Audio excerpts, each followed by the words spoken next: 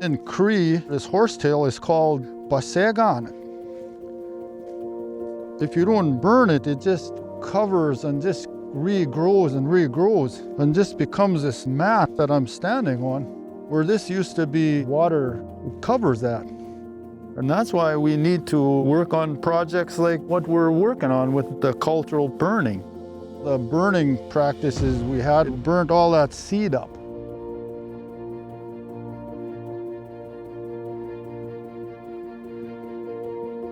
Iguanuma ka pasawi aguma e pega askiy ki tom umane piga pagitatamo ki tom ka kagaskitat ka pagitatamo. With the fire, we clean so we can help that water breathe. It's a simple thing, and man, that's what we gotta do.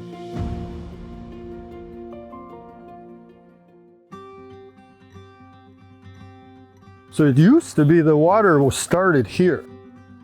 The very first memory I have was my first solo hunting trip when I was 12. I paddled across to there. I remember when I was sleeping in the tent, I could hear all these ducks all night. There were so many birds there.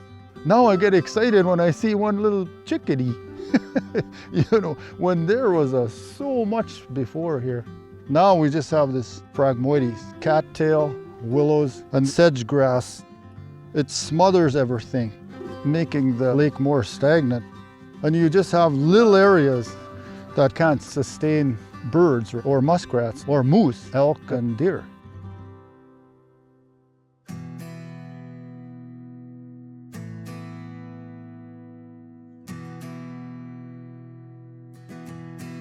The object of our fire camps is to learn from each other and the teachings from the land, especially the cultural burning. We need to bring back this burning more on a bigger scale, so maybe we can prolong the life of that lake. It's much better now that we've started to burn here. The phragmoides out there is getting thinner, but we still need to do it more.